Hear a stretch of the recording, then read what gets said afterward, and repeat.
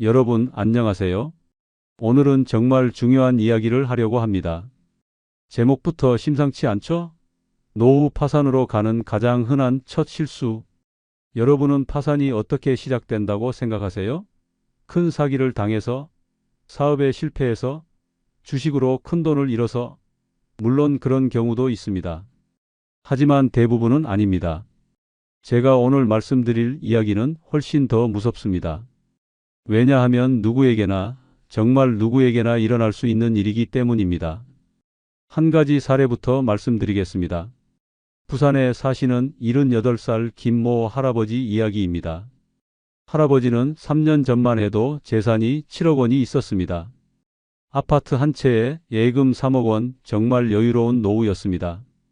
그런데 지금은 어떻게 됐을까요? 빚이 1억 원입니다. 집도 없습니다.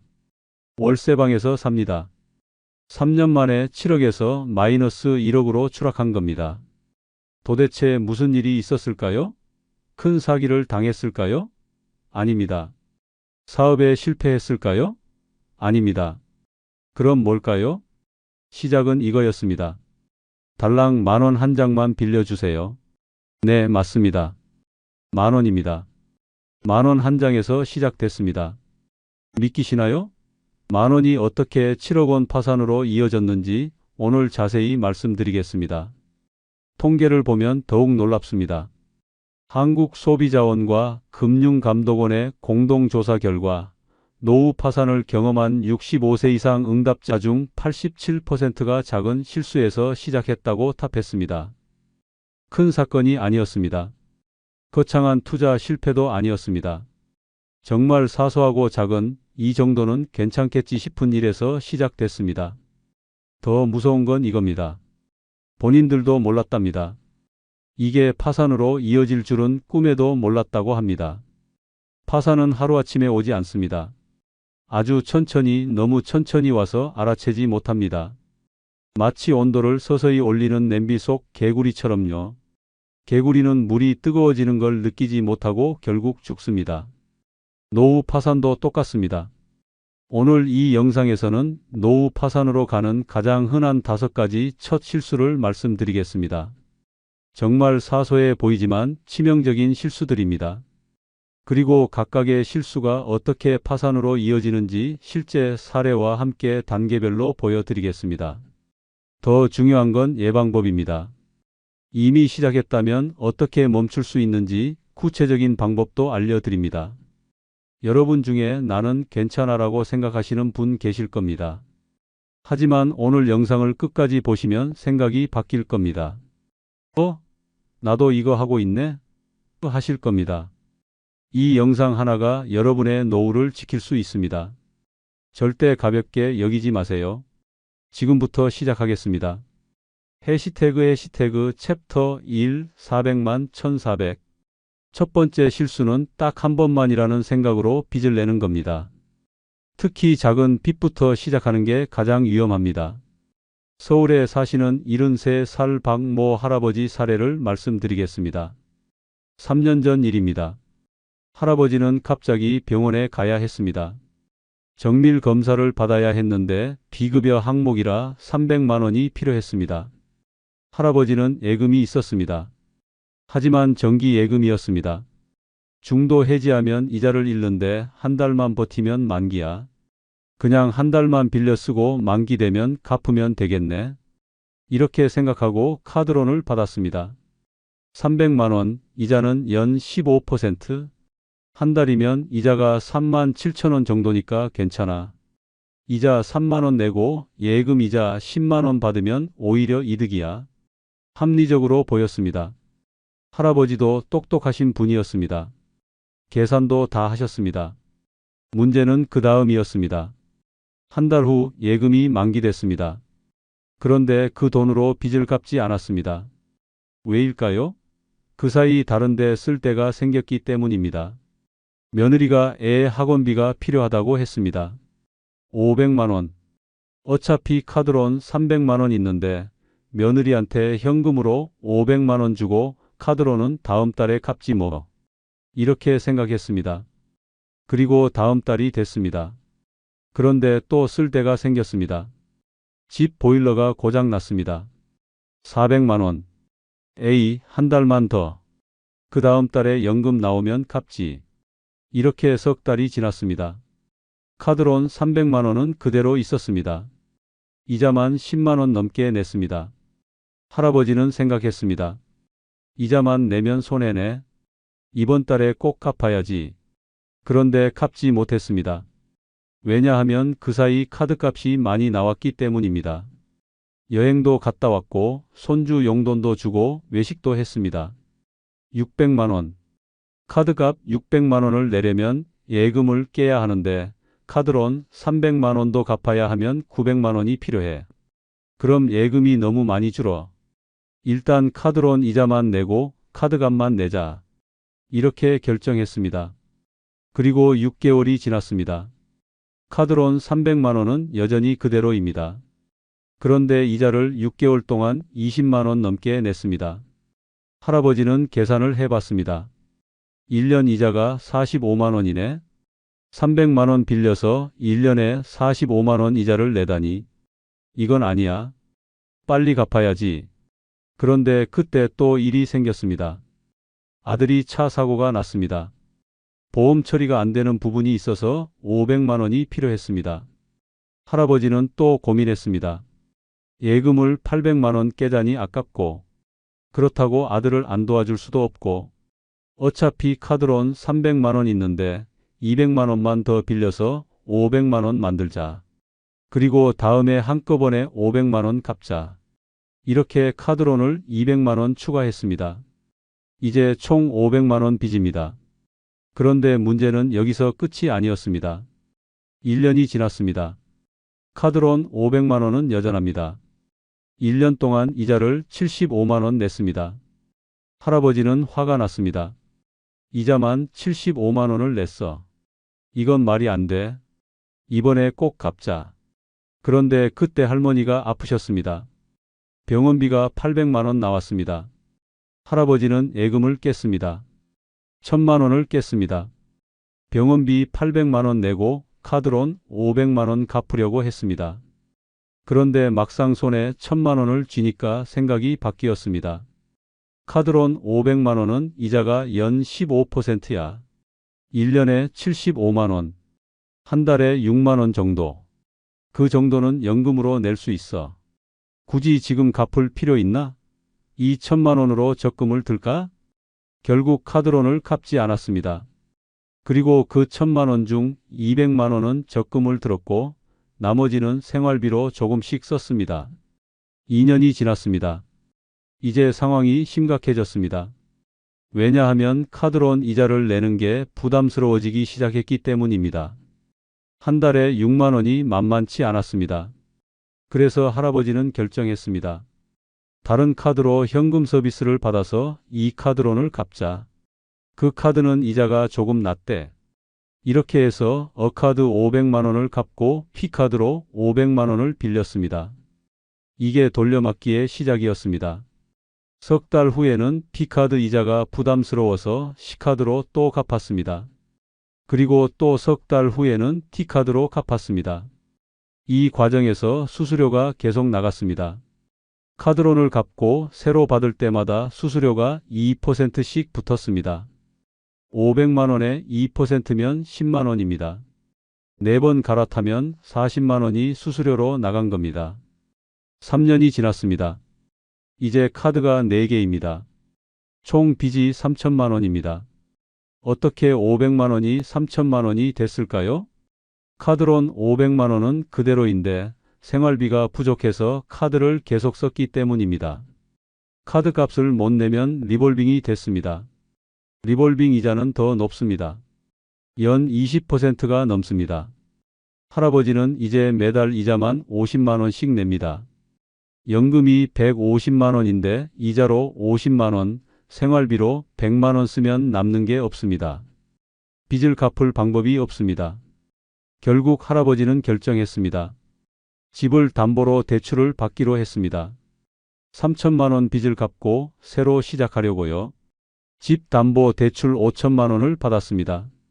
3천만 원 빚 갚고 2천만 원 남았습니다. 이제 빚 없이 살 수 있어. 집 담보 대출은 이자가 연 4%니까 한 달에 17만 원 정도야. 카드 이자 50만 원보다 훨씬 낫지. 할아버지는 안도했습니다. 하지만 이게 끝이 아니었습니다. 2천만 원이 손에 쥐어지니까 또 쓰기 시작했습니다. 1년 만에 2천만 원을 다 썼습니다. 그리고 또 생활비가 부족해서 카드를 쓰기 시작했습니다. 2년 후에는 다시 카드 빚이 2천만 원이 됐습니다. 이제 집 담보 대출 5천만 원에 카드 빚 2천만 원, 총 7천만 원 빚입니다. 할아버지는 더 이상 버틸 수 없었습니다. 집을 팔기로 했습니다. 집이 1억 원에 팔렸습니다. 빚 7천만 원 갚고 3천만 원 남았습니다. 할아버지는 지금 월세방에 삽니다. 보증금 1천만 원, 월세 50만 원. 손에 남은 돈은 2천만 원입니다. 연금 150만 원으로 월세 50만 원 내고 살아갑니다. 할아버지는 저한테 이렇게 말씀하셨습니다. 처음 시작은 300만 원이었어요. 딱 한 달만 빌려 쓰려고 했어요. 그런데 한 달이 2달 되고, 석 달 되고, 1년 되고, 갚지 않으니까 빚이 늘어나더라고요. 그리고 빚이 있으니까 계속 빚을 내게 되더라고요. 여러분, 이게 작은 빚의 무서움입니다. 300만 원으로 시작했는데 3년 만에 집을 잃었습니다. 작은 빚이 위험한 이유를 정리해 드리겠습니다. 첫째, 심리적 방어선이 무너집니다. 이미 300만 원 빚이 있는데 200만 원 더 빌려도 뭐 어때? 이렇게 생각하게 됩니다. 둘째, 이자가 복리로 쌓입니다. 원금은 안 줄고 이자만 계속 냅니다. 3년이면 이자만 200만 원이 넘습니다. 셋째, 돌려막기가 시작됩니다. 한 빚을 갚으려고 다른 빚을 냅니다. 이게 반복되면 빚이 눈덩이처럼 불어납니다. 넷째, 소비 습관이 망가집니다. 빚이 있으면 어차피 빚쟁이인데 하는 심리가 생깁니다. 전략하지 않게 됩니다. 그럼 어떻게 해야 할까요? 첫째, 절대 빚을 내지 마세요. 딱 한 번만, 한 달만이라는 생각이 위험합니다. 한 번 시작하면 계속됩니다. 둘째, 예금을 깨세요. 이자 잃는 게 아까워서 빚을 내는 건 어리석은 겁니다. 예금 이자보다 대출 이자가 훨씬 높습니다. 셋째, 이미 빚이 있다면 30일 안에 갚으세요. 한 달 넘으면 습관이 됩니다. 넷째, 카드론, 현금 서비스는 절대 하지 마세요. 이자가 살인적입니다. 다섯째, 돌려막기는 절대 안 됩니다. 빚으로 빚을 갚는 순간 파산으로 가는 길입니다. 작은 빚, 절대 우습게 보지 마세요. 300만 원이 집을 날릴 수 있습니다. 해시태그 챕터 2400만 2400. 두 번째 실수는 이 정도는 괜찮겠지라는 생각으로 시작하는 소액 투자입니다. 광주에 사시는 71살 최모 할머니 사례를 말씀드리겠습니다. 할머니는 투자에 관심이 없으셨습니다. 평생 은행 예금만 하셨습니다. 그런데 2년 전 친구가 주식 이야기를 했습니다. 나 주식으로 200만 원 벌었어. 정말 쉬워. 너도 해봐. 할머니는 처음에는 관심 없었습니다. 나는 그런 거 모르고 무서워. 하지만 친구가 계속 권했습니다. 무서울 거 없어. 100만 원만 해봐. 100만 원 잃어도 아깝지 않잖아. 근데 벌면 200만 원, 300만 원 될 수도 있어. 할머니는 생각했습니다. 맞아. 100만 원이면 잃어도 괜찮아. 한번 해볼까? 이렇게 해서 주식을 시작했습니다. 친구가 추천한 주식을 100만 원어치 샀습니다. 일주일 후 신기한 일이 일어났습니다. 100만 원이 110만 원이 됐습니다. 10만 원 벌었습니다. 할머니는 놀랐습니다. 생각보다 쉽네? 일주일 만에 10만 원을 벌다니. 할머니는 계산을 해봤습니다. 100만 원으로 일주일에 10만 원이면 한 달이면 40만 원이야. 그럼 500만 원으로 하면 한 달에 200만 원을 벌겠네? 이렇게 생각하고 400만 원을 더 투자했습니다. 이제 총 500만 원입니다. 그런데 이번에는 달랐습니다. 주가가 떨어졌습니다. 일주일 만에 500만 원이 450만 원이 됐습니다. 50만 원 손해입니다. 할머니는 당황했습니다. 어? 왜 떨어져? 친구한테 전화했습니다. 주가가 떨어지는데 어떻게? 친구가 대답했습니다. 그냥 기다려. 곧 오를 거야. 주식은 원래 오르락 내리락 하는 거야. 할머니는 기다렸습니다. 한 달을 기다렸습니다. 그런데 더 떨어졌습니다. 450만 원이 400만 원이 됐습니다. 이제 100만 원 손해입니다. 할머니는 잠을 못 잤습니다. 매일 주가만 확인했습니다. 언제 오르나, 언제 오르나. 스트레스를 많이 받았습니다. 친구가 또 말했습니다. 지금이 기회야. 주가가 떨어졌을 때 사야 돼. 그럼 나중에 오르면 더 많이 벌어. 할머니는 고민했습니다. 그럼 지금 더 사야 하나? 결국 1,000만 원을 더 투자했습니다. 주가가 오르면 원래 500만 원 손에 100만 원도 만회하고 1,000만 원으로 번 것까지 합치면 크게 벌렸지. 이게 물타기의 시작이었습니다. 그런데 주가는 계속 떨어졌습니다. 한 달 후 1,500만 원이 1,200만 원이 됐습니다. 300만 원 손해입니다. 할머니는 패닉 상태가 됐습니다. 300만 원을 잃었어. 이걸 어떻게 만회하지? 친구는 또 말했습니다. 팔면 안 돼. 팔면 진짜 손해야. 가지고 있으면 언젠가 오를 거야. 할머니는 팔지 않았습니다. 대신 다른 주식을 샀습니다. 이 주식은 떨어지는데 저 주식은 오른대. 저걸로 벌어서 이거 손해를 메우자. 2천만 원을 더 투자했습니다. 이제 총 3,500만 원 투자한 겁니다. 하지만 새로 산 주식도 떨어졌습니다. 석 달 후 3,500만 원이 2,500만 원이 됐습니다. 1,000만 원 손해입니다. 할머니는 절망했습니다. 1,000만 원을 잃었어. 이건 아니야. 그런데 지금 팔면 1,000만 원 손해가 확정되는 거잖아. 조금만 더 기다리면 오르지 않을까? 이게 바로 함정입니다. 손실이 클수록 팔기 어려워집니다. 이미 1,000만 원을 잃었는데 지금 팔면 바보지. 조금만 더 기다리자. 이런 심리에 빠집니다. 6개월이 지났습니다. 주가는 조금 올랐습니다. 2,500만 원이 2,800만 원이 됐습니다. 할머니는 기뻤습니다. 그래, 역시 기다리니까 오르네. 조금만 더 기다리면 본전 찾겠어. 하지만 일주일 후 또 떨어졌습니다. 2,800만 원이 2,300만 원이 됐습니다. 할머니는 또 절망했습니다. 왜 이렇게 오르락 내리락 해? 차라리 오를 때 팔걸. 이렇게 1년이 지났습니다. 할머니는 매일 주식만 봅니다. 아침에 일어나자마자 휴대폰으로 주가 확인합니다. 밥 먹다가도 확인합니다. 자기 전에도 확인합니다. 친구들을 만나도 주식 이야기만 합니다. 다른 생각을 할 수가 없습니다. 완전히 중독된 겁니다. 1년 후 주가는 조금 올랐습니다. 3,500만 원 투자해서 3천만 원이 됐습니다. 500만 원 손해입니다. 할머니는 생각했습니다. 500만 원 손해는 좀 많네. 그런데 1,000만 원 손해일 때보다는 나아졌어. 조금만 더 기다리자. 하지만 그때 친구가 또 다른 주식을 추천했습니다. 이 주식이 진짜 대박이야. 곧 2배로 오를 거야.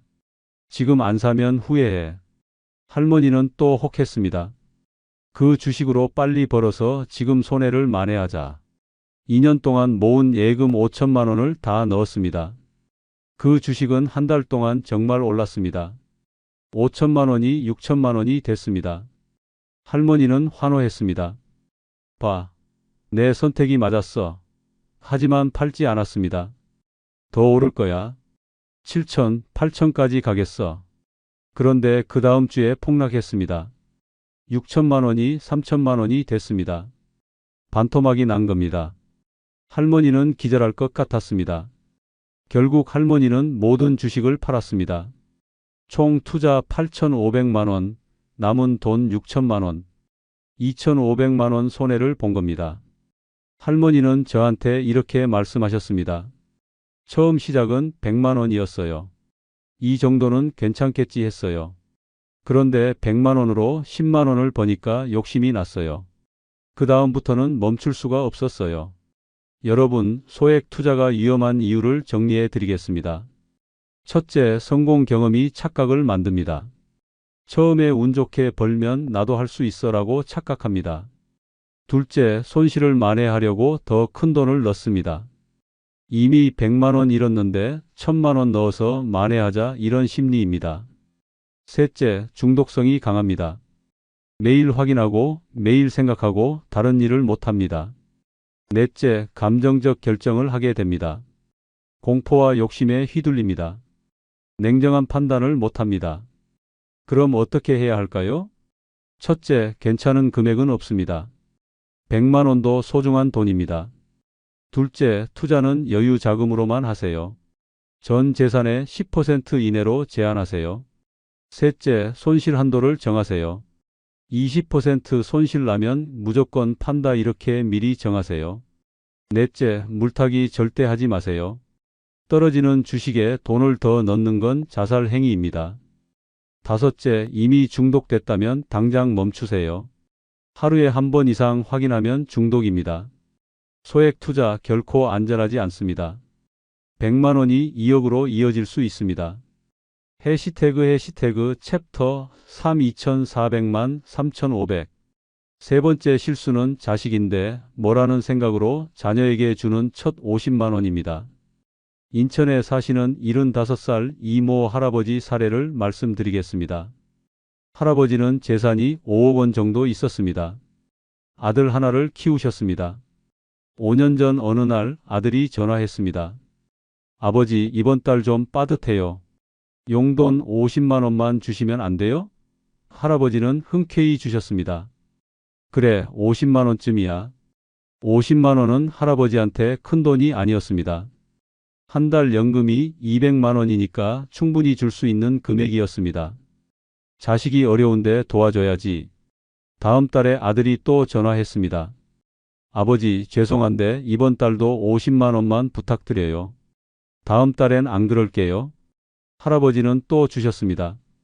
그래, 다음 달까지만. 그런데 다음 달에도 전화가 왔습니다. 아버지, 정말 죄송해요. 한 달만 더요.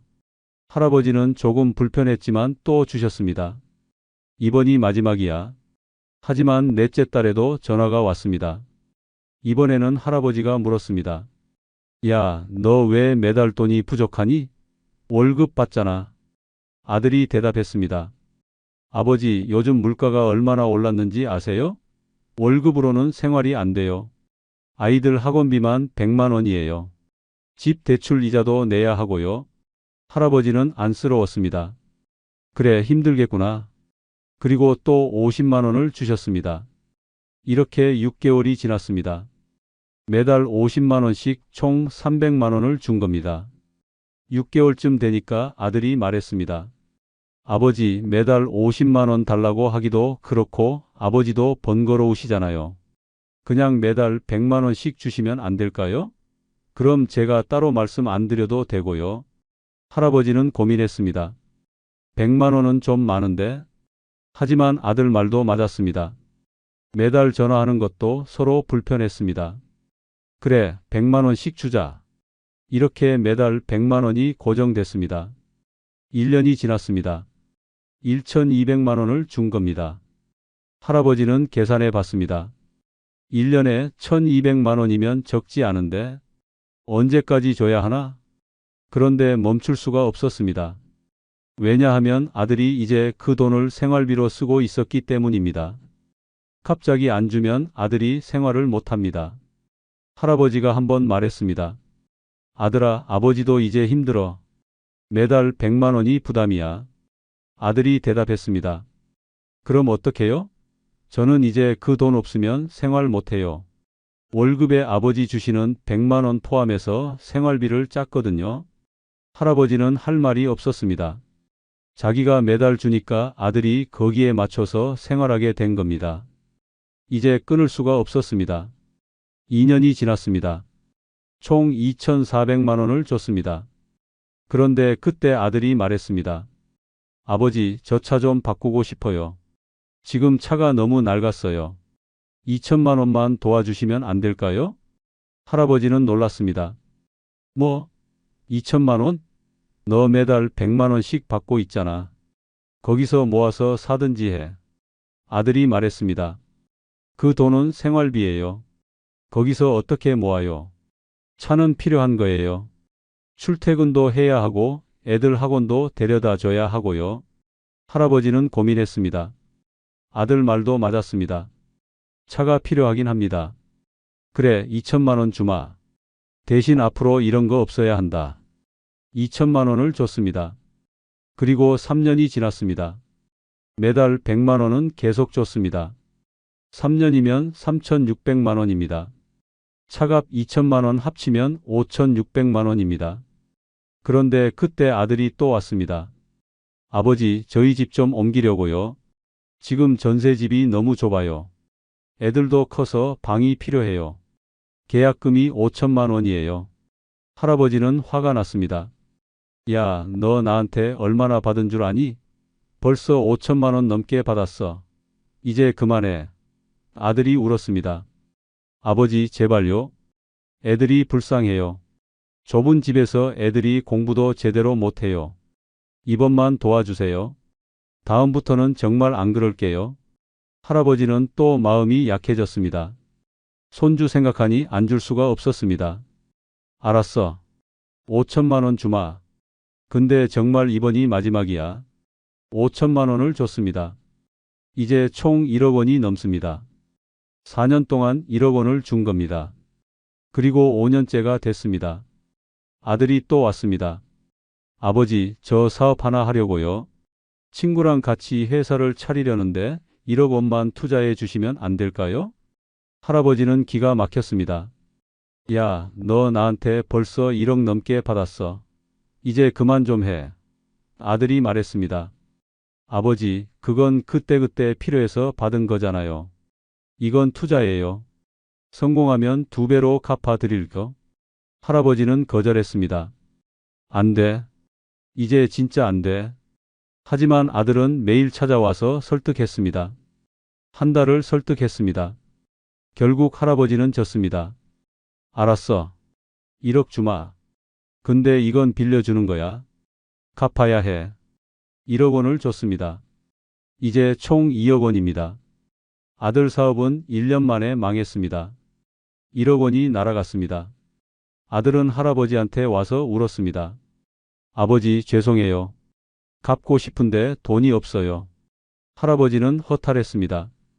2억 원을 준 게 허공으로 사라진 느낌이었습니다. 하지만 더 큰 문제가 있었습니다. 아들이 매달 100만 원은 계속 달라고 했습니다. 아버지, 사업은 실패했지만 생활은 해야 하잖아요. 매달 100만 원은 계속 주셔야 해요. 할아버지는 저한테 이렇게 말씀하셨습니다. 처음 시작은 50만 원이었어요. 자식인데 뭐라고 생각했어요. 그런데 50만 원을 주니까 다음 달에도 달라고 하더라고요. 그게 100만 원이 되고 2천만 원이 되고 1억이 됐어요. 5년 동안 3억 원을 줬어요. 여러분, 첫 50만 원이 위험한 이유를 정리해 드리겠습니다. 첫째, 거절선이 무너집니다. 한 번 주면 다음에 거절하기 어렵습니다. 둘째, 금액이 점점 커집니다. 50만 원에서 100만 원, 100만 원에서 1000만 원으로 늘어납니다. 셋째, 자녀가 의존하게 됩니다. 부모 돈을 생활비로 쓰게 됩니다. 넷째, 끝이 없습니다. 한 번 시작하면 멈출 수 없습니다. 그럼 어떻게 해야 할까요? 첫째, 첫 요구부터 신중하게 판단하세요. 50만 원도 쉽게 주지 마세요. 둘째, 한도를 정하세요. 1년에 500만 원까지만 이렇게요. 셋째, 정기 지원은 절대 하지 마세요. 매달 주는 건 자녀를 망칩니다. 넷째, 명확한 이유가 있을 때만 주세요. 막연한 생활비는 안 됩니다. 다섯째, 자식인데 뭐라는 생각을 버리세요. 자녀도 어른입니다. 스스로 해결해야 합니다.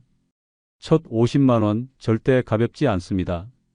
5억으로 이어질 수 있습니다. 해시태그 챕터 4 3,500만 4,600 네 번째 실수는 한 번쯤은이라는 생각으로 생활 수준을 올리는 겁니다. 대전에 사시는 70살 정모 할아버지, 할머니 부부 사례를 말씀드리겠습니다. 4년 전 일입니다. 할아버지가 은퇴하셨습니다. 35년 직장 생활을 마치셨습니다. 퇴직금과 연금, 저축을 합쳐서 3억 원 정도 있었습니다. 할머니가 말씀하셨습니다. 여보, 우리 평생 일만 했잖아. 은퇴 기념으로 유럽 여행 한번 가요. 딱 한 번만요. 할아버지도 그 생각에 동의했습니다. 맞아. 평생 여행 한번 제대로 못 가봤네. 이번 기회에 가보자. 여행 경비를 알아봤습니다. 2주 패키지가 300만 원 정도였습니다. 300만 원이면 3억의 1%야. 이 정도는 괜찮아. 유럽 여행을 갔습니다. 정말 좋았습니다. 파리, 로마, 런던, 스위스. 평생 사진으로만 보던 곳들을 직접 갔습니다. 너무 행복했습니다. 그런데 여행 중에 지출이 늘어났습니다. 이왕 온 김에 좋은 호텔에 묵자. 이왕 온 김에 좋은 식당에서 먹자. 이왕 온 김에 쇼핑도 하자. 결국 300만 원 예산이 500만 원이 됐습니다.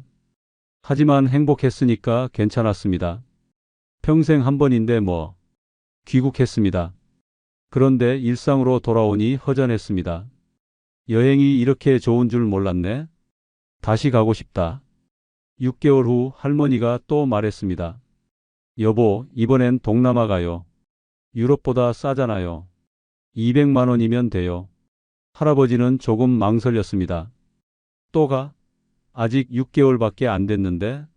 하지만 할머니가 설득했습니다. 우리 나이가 몇인데요? 지금 안 가면 언제 가요?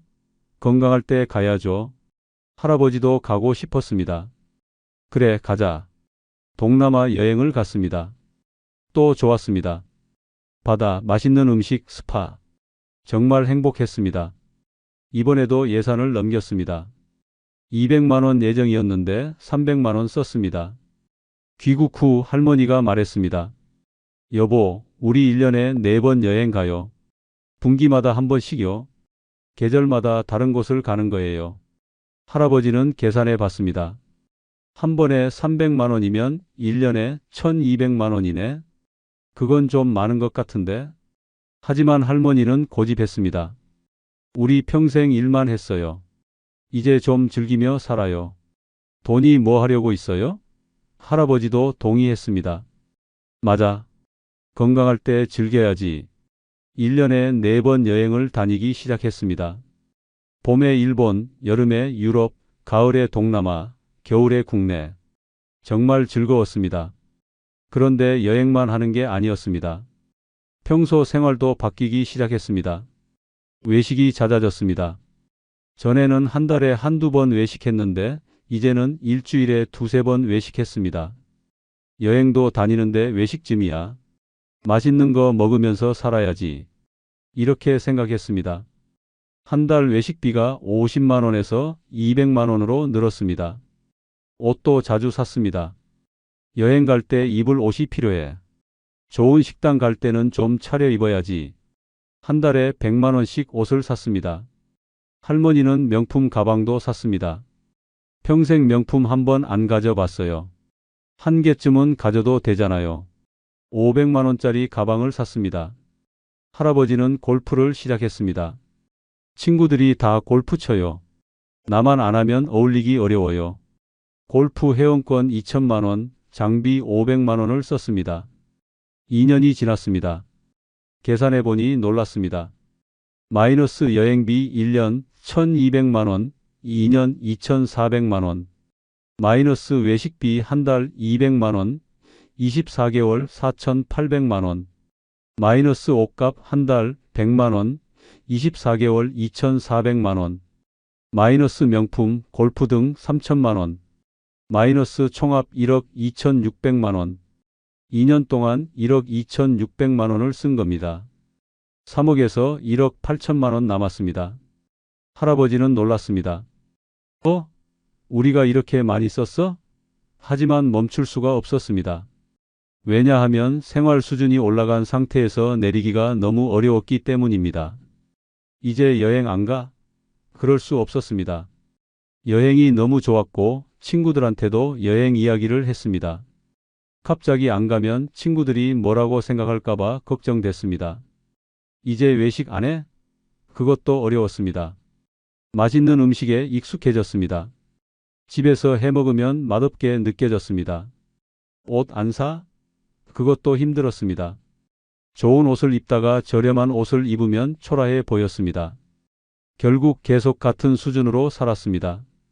3년째, 4년째도 마찬가지였습니다. 4년 후에는 예금이 다 떨어졌습니다. 3억이 모두 사라진 겁니다.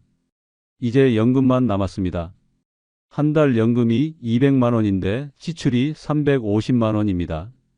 한 달에 150만 원씩 부족합니다. 할아버지는 어쩔 수 없이 집을 담보로 대출을 받았습니다. 5천만 원을 받았습니다. 그 돈으로 1년을 더 버텼습니다. 하지만 1년 후 그 돈도 떨어졌습니다.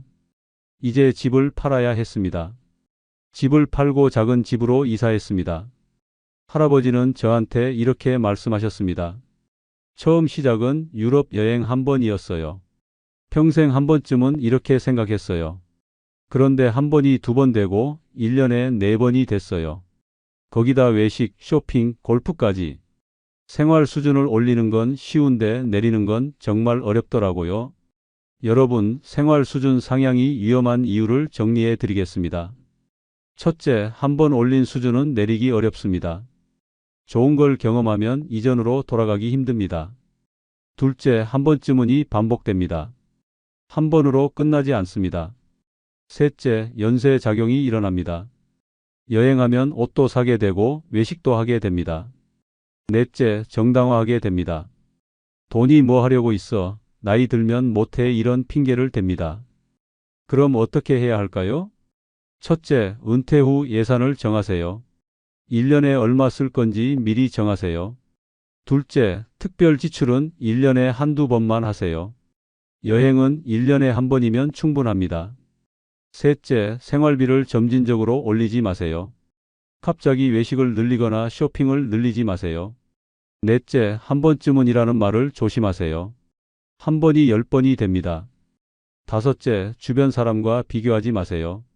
남들이 여행 간다고 나도 갈 필요 없습니다. 생활 수준 상향 절대 가볍게 여기지 마세요. 유럽 여행 한 번이 3억을 날릴 수 있습니다.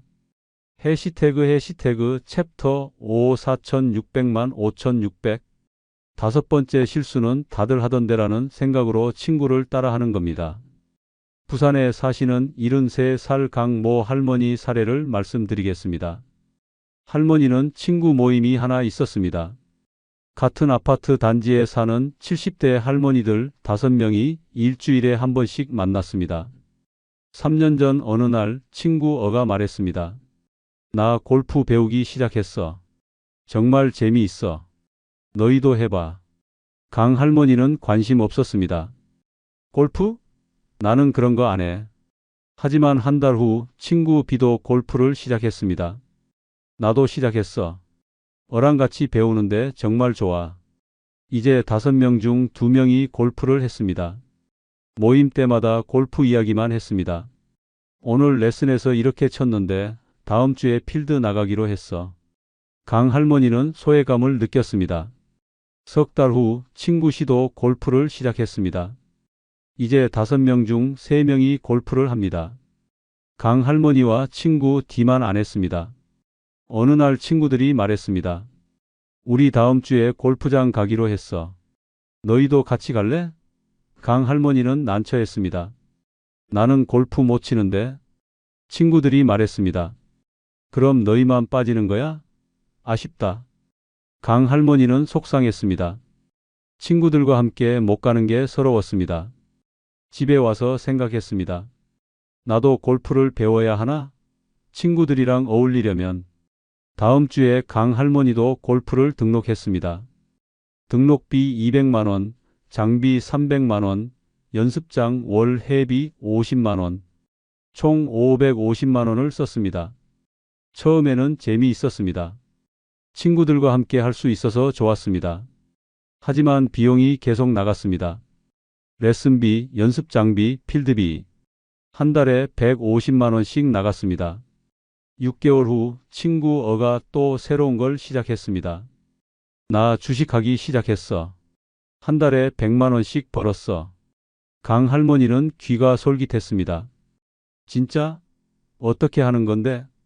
친구 어가 설명해 줬습니다. 강 할머니도 주식을 시작했습니다. 1,000만 원을 투자했습니다. 처음에는 조금 벌었습니다. 50만 원. 신기했습니다. 하지만 석 달 후 200만 원 손해를 봤습니다. 친구 어는 여전히 벌고 있다고 했습니다. 강 할머니는 자존심이 상했습니다.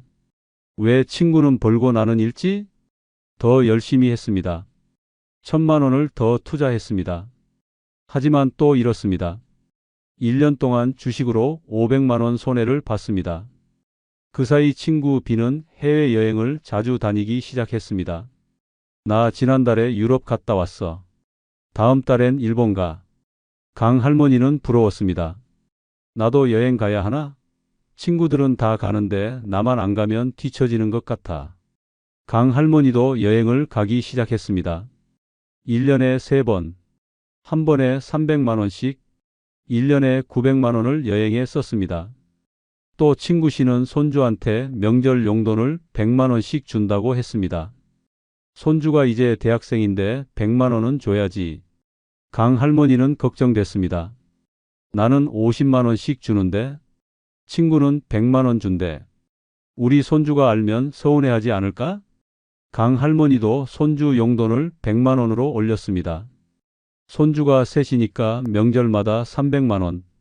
1년에 2번 명절이니까 600만 원을 손주한테 줬습니다. 이렇게 3년이 지났습니다. 계산해 보니 놀랐습니다. 마이너스 골프 한 달 150만 원, 36개월 5,400만 원. 마이너스 주식 손실 500만 원. 마이너스 여행 1년 900만 원, 3년 2,700만 원. 마이너스 손주 용돈 1년 600만 원, 3년 1,800만 원. 마이너스 총합 1억 400만 원. 3년 동안 1억 400만 원을 쓴 겁니다. 강 할머니 재산이 2억 5천만 원이었는데 이제 1억 1천만 원 남았습니다. 절반 이상 쓴 겁니다. 할머니는 놀랐습니다. 내가 이렇게 많이 썼어? 하지만 멈출 수가 없었습니다. 왜냐하면 친구들이 계속하고 있었기 때문입니다. 골프 그만둬? 친구들이 뭐라고 할까봐 못 그만뒀습니다. 여행 안 가? 친구들은 계속 가는데 혼자만 안 가면 뒤처지는 것 같았습니다. 손주 용돈 줄여? 한 번 100만 원 줬는데 다시 50만 원 주면 손주가 실망할 것 같았습니다. 결국 같은 수준으로 계속 지출했습니다. 4년째, 5년째도 마찬가지였습니다. 5년 후에는 예금이 거의 다 떨어졌습니다. 강 할머니는 저한테 이렇게 말씀하셨습니다. 처음 시작은 골프였어요. 친구들이 다 하길래 나도 해야 할 것 같았어요. 그 다음엔 주식, 여행, 손주 용돈까지. 친구들이 하는 걸 보면 나도 해야 할 것 같았어요. 뒤처지기 싫었어요. 그런데 그게 제 재산을 다 날렸어요. 여러분, 친구 따라하기가 위험한 이유를 정리해 드리겠습니다. 첫째, 비교 심리가 작동합니다. 친구가 하는 걸 보면 나도 해야 할 것 같습니다. 둘째, 소외감이 생깁니다. 혼자만 안 하면 친구들한테서 멀어지는 것 같습니다. 셋째, 체면 때문에 멈추지 못합니다. 한번 시작하면 그만두기 어렵습니다. 넷째, 연쇄작용이 일어납니다. 하나 따라하면 다른 것도 따라하게 됩니다. 다섯째, 상향 평준화됩니다. 친구 중 가장 많이 쓰는 사람 수준으로 맞추게 됩니다. 그럼 어떻게 해야 할까요? 첫째, 내 기준을 가지세요. 친구가 뭘 하든 나는 내 계획대로 사세요. 둘째, 비교하지 마세요. 친구 재산과 내 재산이 다릅니다. 남 따라할 필요 없습니다. 셋째, 용기 있게 거절하세요. 나는 안 할래 이렇게 말할 수 있어야 합니다. 넷째, 친구 모임을 재정비하세요. 돈 쓰는 모임보다 산책, 대화 모임이 낫습니다. 다섯째, SNS를 조심하세요. 남들 여행 사진 보고 부러워하지 마세요. 친구 따라하기 절대 안전하지 않습니다. 골프 한 번이 2억을 날릴 수 있습니다. 해시태그 마무리 5600만 6000. 자, 여러분. 지금까지 노후 파산으로 가는 가장 흔한 5가지 첫 실수를 말씀드렸습니다. 이제 정리하고 마무리하겠습니다. 5가지 실수를 다시 한번 말씀드리겠습니다. 첫째, 딱 한 번만 빌리는 작은 빚. 300만 원이 집을 날릴 수 있습니다. 둘째, 이 정도는 괜찮겠지 하는 소액 투자. 100만 원이 2억 손실로 이어집니다. 셋째, 자식인데 뭐하고 주는 첫 50만 원. 5억까지 요구가 커집니다.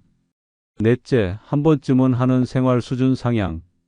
유럽 여행 한 번이 습관이 됩니다. 다섯째, 다들 하던데 하는 친구 따라하기. 골프 시작이 재산 탕진으로 이어집니다. 이 5가지의 공통점이 뭔지 아십니까? 첫째, 모두 작고 사소한 것에서 시작합니다. 큰 사건이 아닙니다. 둘째, 모두 이 정도는 괜찮아라고 생각하게 만듭니다. 위험해 보이지 않습니다. 셋째, 한번 시작하면 멈추기 어렵습니다. 점점 커지고 반복됩니다. 넷째, 본인은 잘 모릅니다. 서서히 진행되기 때문에 알아차리지 못합니다. 다섯째, 결과는 치명적입니다. 몇 년 만에 전 재산을 잃을 수 있습니다. 파산 방지 골든타임이 있습니다. 바로 첫 실수 후 3개월입니다. 3개월 안에 멈추면 됩니다. 하지만 3개월이 지나면 습관이 되고 멈추기 어려워집니다. 지금 당장 점검해야 할 5가지 신호를 알려드리겠습니다. 첫 번째 신호, 빚이 있는데 갚지 않고 있습니다. 다음 달에 갚아야지라고 미루고 있다면 위험합니다. 두 번째 신호, 투자 손실이 났는데 계속 투자하고 있습니다. 만회해야지라고 생각한다면 중독 상태입니다. 세 번째 신호, 자녀한테 정기적으로 돈을 주고 있습니다. 매달, 매분기 정해진 금액을 준다면 멈춰야 합니다. 네 번째 신호, 작년보다 올해 지출이 크게 늘었습니다. 특히 여행, 외식, 쇼핑이 늘었다면 조심하세요. 다섯 번째 신호, 친구들과 비교하며 소비하고 있습니다. 친구도 샀으니까 나도라고 생각한다면 위험합니다. 이 중 하나라도 해당되면 지금 당장 멈춰야 합니다. 이미 첫 실수를 한 겁니다. 첫 실수를 막는 구체적 실천 방법을 알려드리겠습니다. 첫째, 30일 규칙을 만드세요. 큰 지출은 30일 생각한 후에 결정하세요. 충동적으로 하지 마세요. 둘째, 배우자와 상의하세요. 100만 원 이상 지출은 반드시 둘이서 결정하세요. 셋째, 예산을 정하세요. 1년 예산을 정하고 지키세요. 초과하면 다음 해로 미루세요. 넷째, 기록하세요. 뭐에 얼마 썼는지 매달 기록하세요. 기록하면 보입니다. 다섯째, 한도를 정하세요. 여행은 1년에 한 번, 자녀 지원은 1년에 500만 원까지 이렇게 한도를 정하세요. 이미 시작했다면 어떻게 해야 할까요? 30일 긴급 복구 플랜을 알려드리겠습니다. 1주차 현재 상황을 파악하세요. 얼마나 썼는지, 빚은 얼마인지, 재산은 얼마 남았는지 정확히 계산하세요. 2주차 즉시 중단하세요. 투자 중이면 손실 보더라도 정리하세요. 빚 있으면 예금 깨서 갚으세요. 3주차 계획을 세우세요. 앞으로 어떻게 살 건지 구체적으로 계획하세요. 4주차 실행하세요. 계획대로 시작하세요. 주변 사람들한테도 선언하세요. 마지막으로 가장 중요한 말씀 드리겠습니다. 파산은 갑자기 오지 않습니다. 아주 천천히 작은 실수부터 시작됩니다. 오늘 말씀드린 5가지 실수가 바로 그 시작입니다. 여러분, 지금 돌아보세요. 혹시 이 중 하나라도 하고 계시진 않나요?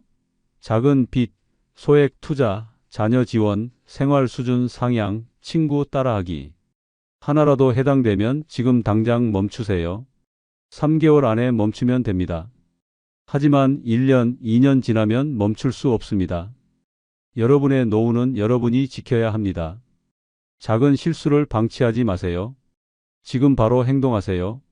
다음 영상에서는 노후 파산 직전 나타나는 10가지 적신호에 대해서 말씀드리겠습니다. 파산 직전에는 분명한 신호가 있습니다. 그 신호를 알면 마지막 순간에 막을 수 있습니다.